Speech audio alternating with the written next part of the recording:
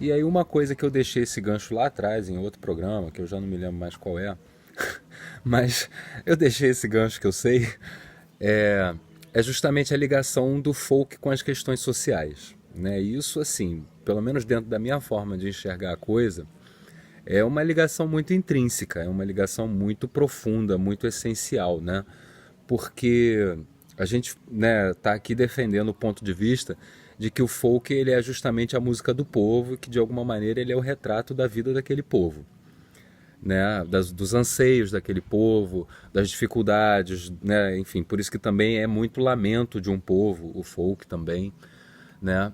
E aí eu acho que fica quase impossível você pensar o folk dentro dessa perspectiva e não estar tá ligando ele com as questões sociais, né? E aí, assim, para defender o meu ponto de vista, eu vou citar alguns exemplos para que vocês não achem que eu sou o único cara do mundo que pensa assim. Na verdade, assim, tem bastante gente pensando isso já há muito tempo antes de mim, né?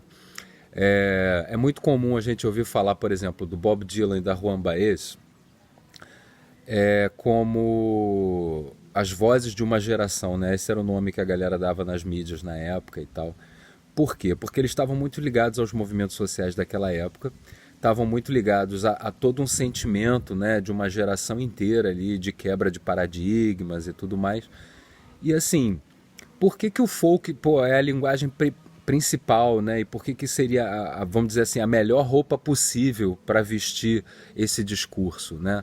Justamente por essa ligação do folk com a realidade, com o retrato de uma realidade de uma população. A gente hoje tem no nosso imaginário muito forte, né, a identificação do rock com essas questões sociais, né? O rock como sendo um tipo de música ligado à perspectiva reformista, né, de alguma forma.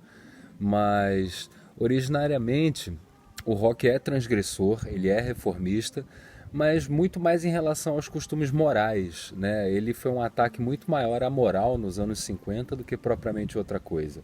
Você vê que o Elvis Presley ele escandalizava rebolando, ele não escandalizava falando sobre questões políticas, né, sobre o racismo. E no entanto, o grande escândalo da sociedade com o Elvis era justamente que ele era um sujeito branco que cantava como negro, que cantava música de negro, né? Acho que a grande reforma que o rock faz nesse início do rock lá nos anos 50 é justamente é, de romper essa barreira entre a música dos brancos e a música dos negros, sabe? E muito mais essa coisa da sexualidade que era bastante reprimida, né? Era uma sociedade muito moralista. Então, assim, originariamente você não vai encontrar lá no Elvis Presley questões sociais nas letras dele, nem letras intrincadas e super profundas. Você não vai encontrar isso também no Jerry Lee Lewis, você não vai encontrar isso na maior parte dos artistas do rock dos anos 50.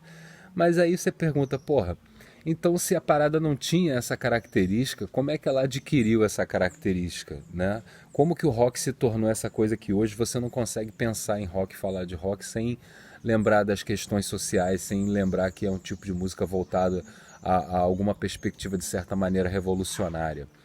Essa é uma herança justamente do folk, né? Essa é justamente uma herança dada, assim, não só por ele, mas principalmente pelo Bob Dylan, né?